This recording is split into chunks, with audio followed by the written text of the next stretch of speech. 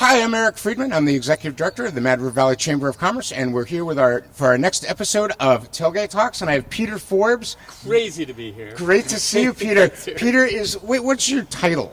I don't. Do you have a title? A farmer. How about that? Okay, the farmer, the head farmer, I'm actually along with not. his wife. Helen would kill me. Yeah, Helen's the brains of the outfit here. That's brains and brawn of the outfit. No, Helen runs the farm here, and I run the nonprofit that does all the programming. Right. And the two of us. But we didn't even say this is Knoll Farm. Knoll Farm. We're here beyond that view there. Yeah. So this is quite the place, Peter. So can you give a little beautiful bit of background about how this farm came about and a little bit about the history of it? Because it's pretty. 1804, I think, right? Thank you, Eric. Yeah, 1804. Back when you were just a wee when lad. I was just a young man, right? Yep. Right. Well, I hope most of your listeners have been here or, heard about it a little bit. I mean, this place has been a gathering spot for well over 75 years or so. Ann Day, I know Ann Day well. 50 years caring for this place before us, put the first conservation easement in our valley over this land. Yep. She made a promise to this community that this place would always be open and accessible and a place that everyone in the community could love, and we've just been keeping that going. Right, so when you bought it, you were like, I see condos. Yeah, I see condos. or Easter morning when, Easter service happened, and we're like, what the heck is going on? No, it's amazing. So you guys came here when? 24 years ago. Wow. Yep. So you were just 6 or 7 at the time. Very, very young, yeah. No, but it is true that Helen and I were not married. We had just started dating, and we got the RFP in the mail. And maybe your readers don't know this, but Ann Day gave this property away 24 years ago, and then Vermont Land Trust held a competition to see what idea could be most successful here, and we saw that, and we arrived, and that was the Center for Sustainable Communities, right? Center for Whole Communities. Yeah, no, it was the first iteration of our work. We've birthed a lot of different things here. Yeah. The Center for Whole Communities, First Light, which now is doing the largest over in Maine, right? Yeah, the largest land return effort in North America. All of these things began as conversations around these fire circles here. And you do them full moons, right? Is that the First Light thing? We do gatherings, around full moons. We do retreats. We do music. There's lots of things that go on here that bring our community and also the far and wide community. There's people all over all 50 states who love Knoll Farm and believe in it. Yeah, it's an amazing mission that you guys do, and as you said, it's evolved over the years. And I think a lot of local people don't necessarily realize what happens here. Yeah. And I think a lot of people, for some people, it's the little farm stand. Yeah, it's where I go pick blueberries, or for some people, it's where they got a flock of sheep. Right. I mean, Helen has, I think, sold over 800 sheep from the farm to start, flocks to re-sheep Vermont and actually all of New England. But then there are people from all over the country who know this place because of the retreats that we hold. We've done. So people stay in the yurts over here? Yep, up the hill. We have a retreat center with a bathhouse, really beautiful setting in nature, and we can accommodate about 20 adults, and we grow the food that they eat. Meals are served in the beautiful barn, and we'll talk more about the barn. That's because that place has really come a long way. It's we feel really fortunate that this community raised that barn for a second time this past year, which is really cool. There's absolutely a whole nother wonderful story there too. Yeah, because I went into an event here not that long ago we were talking about, and I mean it was just it was the first time I'd been in here, and for me that whole sense of community at that gathering was it was a memorial service for a kid that grew up here, and Ellie Curtis, and I mean it was super meaningful for me to come to that, and just despite the rain, that was a heck of a day, right? I think the rain was necessary. We were all crying, and the earth was crying too. Yes, it was. But this place just exuded a sense of community that day, and I think it always does. And well, that's not just because of us. It's because of Ann Day. It's because of all the thousands of people who have come here. What I always tell people, particularly when they walk out there to the story circle and they see the valley, and if this place feels like it has a particular magic to it and meaning, it's because there's so many people who have loved this place and done things here, whether it's memorials or celebrations or been here on retreats. It's a place that a lot of people can belong to, and that is the mission. Yeah, no, and it's interesting, in this day and age where there's so much divisiveness politically and just in the world and in our country and all of that. I think a lot of I see it down at the Chamber and with the Welcome Center. Yeah. People are longing for what we have here in the Valley generally. This place just epitomizes it. Yeah. Knoll Farm is just like, and I tell people that I'm like, go up there and. Well, thank you for that. But the Valley makes this place. Honestly. So we run these fellowships, and we have for 24 years. I don't know how many of them we've done now, but we have like 3,000 alumni from all 50 states. All of that has been free. And this community, Mad River Valley, has made that possible for thousands of people. Yeah, and they're going off and doing amazing stuff all over. They're figuring out how to be better citizens and better leaders and better parents, and how to connect movements where they are. All of that knitting together happens here. And it began before us with Ann Day. In the 1970s, she taught Spanish lessons here, so that the guys down at Bisbee's or the folks at Meherrin's could say a little bit of Spanish to the other when the other rolled into town. Yeah. And they could say, hey, head up to Bragg Hill Road, bang a right at the Red Barn. They'll take care of you there. And Ann took care of a lot of people fleeing civil from wars. Guatemala, Nicaragua, El Salvador, Honduras. That barn was filled with cots, and we have her journals and her notebooks. She didn't get any grants. She didn't have a nonprofit, but she fed like 1,800 families that came through here. It's so prescient today. Absolutely. You think about that, God. and it's like, what a different world. Yep. And you guys are trying to So hang on to that a little bit. Hang on to that. You look very comfortable in the back of this. I love it. It's a heck of a hot day. Right now, I'm feeling bad that this is like not natural grass. Oh no, it's beautiful. There's something about it. Maybe astroturfness, Eric, that I'm kind of wanting it. Right? Yeah. Maybe someday we'll be able to do this in sod. It would be pretty cool to go natural. That would be good. But it really is like these days. It's just so just with regard to immigration and things like that. There's a history here, but I don't think people really know about that.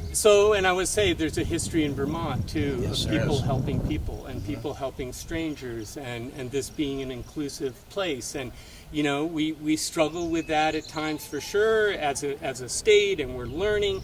But this particular farm, for 75 years, has been trying to do that well.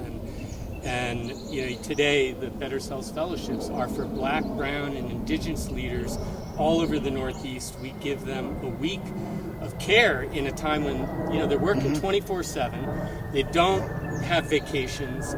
This is a chance for them to be cared for in a beautiful place. And that happens in the Mad River Valley. And I want all your listeners to know and be proud that goes on here. Yeah, absolutely. And this is, there's so many things about our community that differentiate it. When you have the only co-op owned ski area in the country, and a place like this, and American Flatbread, and or Von Trapp Farms, and like all of these different sorts of things that are going on. And we're both members of the ambulance service. One of the last volunteer ambulance squads. Shout out for Mervis. That's right.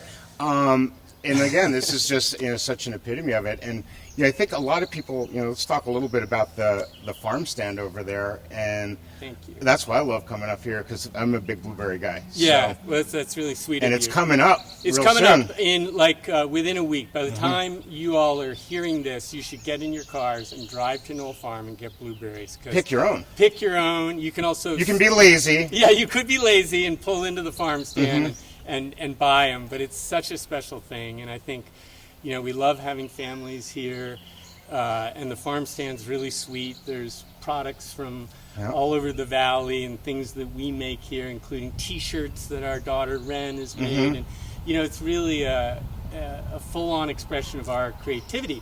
But also, there's some really special food that you won't get anywhere else in the valley, like fresh lamb, beautiful organic blueberries, and that's what summer's all about, right? Yeah, let's talk a little bit about the lamb here, because that's pretty amazing food here. And again, I knew that you sold the lamb here, but I didn't know that you actually sold livestock. Yep, that's been really a fantastic thing that Helen has done a beautiful job. She just did a week-long grazing school for women all over Vermont. They teach women to graze? Yeah, to raise sheep. And raise, not graze. Well, it is a grazing. It was a shepherd's retreat, and how to graze land, how to farm for the raising of grass that will be eaten by sheep, but other ruminants as well. Right, and this is, and I don't think people necessarily know this about the hill farms in Vermont. I mean, this is really a classic hill farm. Classic hill farm. And that this land, a lot of the farms people left in in the 19th century because the soil wasn't that good, but it's really good for it's really good for sheep. what we do for grazing, and particularly sheep, because sheep don't mine inclines. Cows are not so good with elevation and going up and down. Sheep are really great with it, and perennials. So perennial fruit, whether that's blueberries or pears or apples, and we really sweet and sour cherries. We really focus in on blueberries, but we have all of the other as well. And those two things, raising sheep and the organic blueberries, are a really important way that we keep everything else going here. And well, not only financially, you mean? Yeah, financially. But also from a soil perspective. Thank you. Right? Absolutely. Because those activities, well, you explained it better than me, I'm sure. Yeah, and that's what that grazing school was all about, is how you rotationally graze animals to improve the fertility of the soil and the biodiversity that's here. And, we, in collaboration with UVM, we know that there's more biodiversity in our pastures, there's more pollinators in our fields since we've been grazing. But, humans can overdo that too. And that's what happened in Vermont up until the Civil War. When there were too many sheep. Well, yeah, and we just overdid it, we're prone to do. Like if you were standing here in 150 years ago, no trees, stumps, a sea of stumps, and that's also something that we should be really proud of. We survived that. We survived that. The forests are back. Catamounts are black bears are back, deer are back. This is a healthy landscape, and that's really important for us to maintain and cherish. Yeah, and it's funny, if people go down to the General Wade House where the Historical Society is, and there's some glass plate negatives. I don't know if you've ever seen those. I have. It's so cool. And just the landscape pictures are just incredible. This view, I think this farm is actually in that. Probably. And it's just amazing that the difference in just a few generations. And I think that's why Vermont has been such a leader in the environmental movement, is because it was degraded so badly. Exactly. We survived the era of destruction, and we're in the era of healing and rebuilding. And so sheep are have always been a part of humans' healthy relationship with the land, if we do it like nature does. If we move sheep through the land and we take care of the soils, and that's what this farm is really about, is taking care of land and taking care of people. And most people feel that when they come here. Plus, those sheep are wicked cute. They are wicked cute. They really are. I love those things. It's funny whenever I post the pictures, like people love the sheep pictures. Yeah, we should get one. Maybe graze it. Well, they probably eat this stuff, so probably wouldn't be they're good. Pretty far up the hill at this moment, but a really lovely thing to do for your audience is come during lambing. Mm-hmm. So, which is more like April and middle of April, and that's like such a fantastic. And when they're at their optimum cuteness. Optimum cuteness, and they're just they move like a school of fish. Yep. 40 lambs just charging around and bopping in the air at the same time. And you had, I think, my recollection, there was like 100 sheep here the last time I was here. Is that right? I mean, there was close to it. There's probably 70 or 80. Yeah. And come early spring, we might be close to 100, but we're starting to sell off now. Mm-hmm. And we do, our main business is selling a live animal to people who want to set that up, but we do sell packaged lamb in the farm stand. And that's an important part of the economy too. So do you also wholesale meat, or is it all retail? It's all retail. Yeah. Okay. Yeah. I mean, the selling of meat is a pretty marginal business, particularly the way. Oh, I would think with that the care and. I would just think that with the value added, that it would be more margin. Yeah, it is better, but once you go wholesale, you lose that margin. So we can really only afford to do it from our farm stand. And folks who come in, get lamb that's right from this land. So are people, when people buy a sheep from here, a live sheep, I mean, are they commercial? They're raising them commercially, or do they just have a small farm? Some are, for sure, but a lot of them are young homesteaders, young farmers who just want to have maybe 10 sheep for meat, for wool, because they're really good for the land. And there's no such thing as a stupid question, right? Absolutely not, Eric. So these are different sheep for milking sheep, right? These could be milked. We raise Icelandic sheep. Yep. So in 1990. So they're tall and blonde. Yeah, exactly. Right? Well, and both sexes have horns. Did not know that. Yeah, they do. And I don't know how that fits your metaphor or not. But what's really cool about Icelandic sheep is that, both sexes have horns, really hardy creatures, great moms, perfect for the small flock. And you could milk them, but what they're really good at is they can be totally productive, have children just on grass. So they don't need grain, they don't need any. And that's so environmentally, that's better. Environmentally, it's huge. Yeah. And for economics, you're not buying grain, and you're not bringing all these inputs into your farm, and that's something that Helen has really achieved over 26 generations of raising these sheep. They're perfectly acclimatized to northern New England. So she's selling sheep to people from here to Maine, over in the Adirondacks. We've delivered sheep to Maine islands. So when my wife buys her yarn and wool from like Swan's Islands, that's a great thing to do too. I mean, that's another example of a really. Are those the same kind of sheep? I don't think they are. Okay. Yeah, I don't think they're Icelandics, but I know that operation is really excellent. They make beautiful blankets. And the wool here, I was just stopped into the store and just look at it. It just feels so good. And it is. Yeah, it's really nice stuff. Yep. And we sell hides and we sell blankets. We're sold out of blankets at the moment, and that's a hard thing. We have to store up a lot of hides before we. Do you get a lot of knitters coming up here? And Oh, absolutely. Yeah, people love it. No, it's such an amazing array of things going on here, and so it's not just the sheep, it's not just the blueberries. You cater to the people too, and what's nice is I think there's some great opportunities to bring people up here you have some concerts coming up, music, picnics. You can go on our website, and that's about the coolest thing I think in the world. There's doing a picnic here. Yeah, I mean, what a great. And you sell picnic baskets, right? We sell picnic baskets, so you can just reserve one on the website. You come here with your family, your date, whatever. You pick up your baskets. You go out and enjoy the farm. It's super sweet. Yeah, and I think a lot of people don't necessarily realize you can even buy a season pass here. You can, right? Just like Madrid Glen. Yep. And that's really a little less weather dependent. Yeah, right.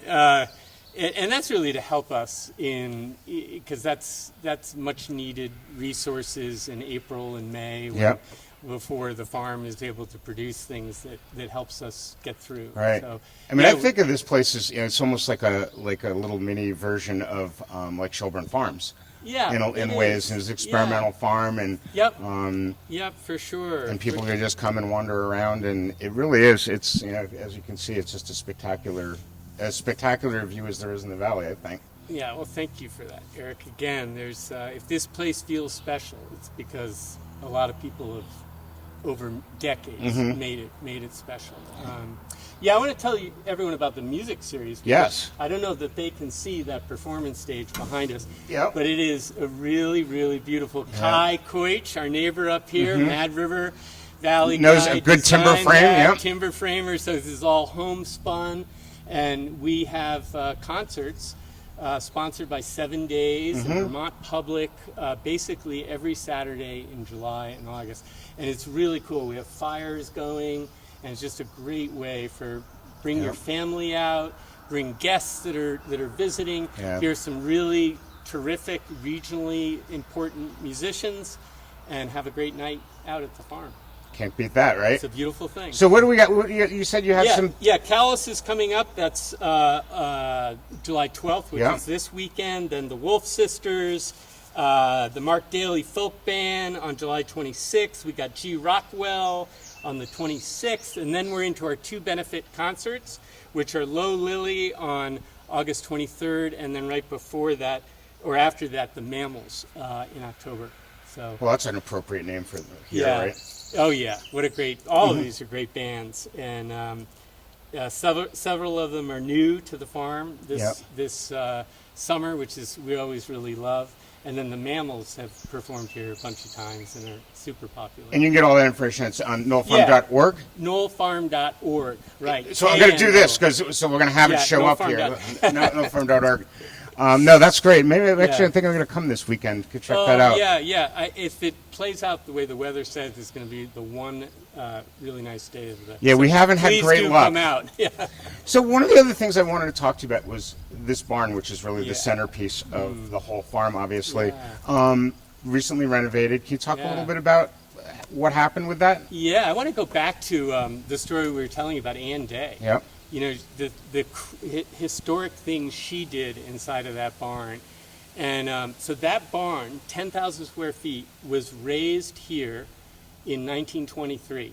But it was already 100 years old at that point. And it was taken down in Moortown and transported here 11 miles away up Bragg Hill Road by oxen. Wow. Now, why do you think, Eric, that they would have taken a barn down in 1923 and assembled it I think I know.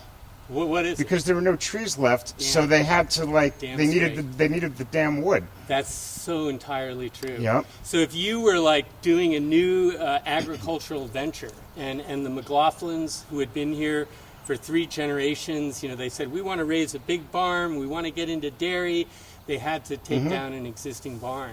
And so that barn is now 200 years old, and 3 years ago, leading up to its 200th birthday, we turned to our large community and said, help us to keep this barn going, help us to put a new foundation on it, help us to put a commercial kitchen into it, so that 50 years from now, this farm will continue to be welcoming people. And it's a nice new roof on it, so hopefully in 50 years they won't need to rebuild it again. No, I think it's here for a long time. 300 families came together to help us raise this for a second time here. And that says a lot about the Mad River Valley, and that says a lot about the power of Vermont, coming together. And it has been a place of refuge for people fleeing civil wars in Central America. It's been a place to celebrate sad things like the memorial we were talking about, and beautiful, powerful things. It is meant so much to a lot of people, and because of this renovation, it will be here for a lot longer for our community. And it's just plain gorgeous. Yeah. It really is. It's such a, I mean, it's just It's a classic thing.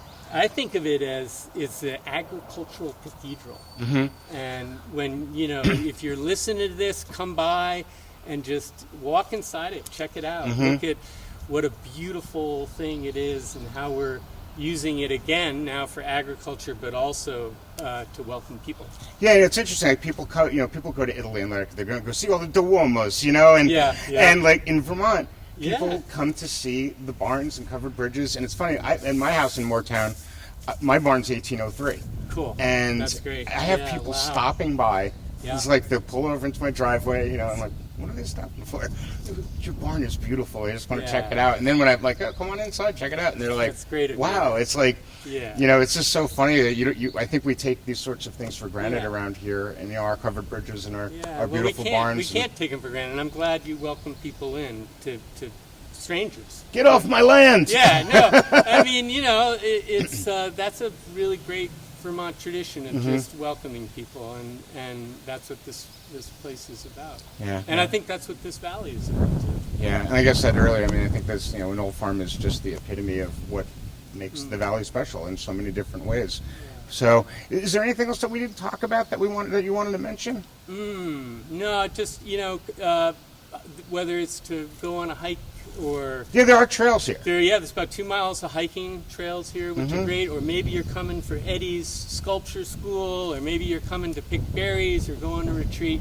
But we're grateful that people feel like this is their place too. Yeah, and you definitely invite people to come and get a season pass here and come up a lot. And I think it was funny. I think I'm going to do that. I've never done that. Yeah, got the season pass, and it's a great way to support it. What's going on. It just helps us to get through the hard spring on a farm and go into the season with a little bit of headwind. Yeah, and you guys do a great email newsletters and things like that, totally. And which I sign up for, and you can find out what's going on with all the concerts and all the events going on here. Come up and do a picnic. It'll be great to see you all. For sure, and blueberry picking real soon. Well, thanks so much for joining me on the tailgate. Really appreciate it. And tell Helen I said hello. Okay. I will. Yeah, absolutely. Great seeing you. Thanks, everybody. Thank you. Take care.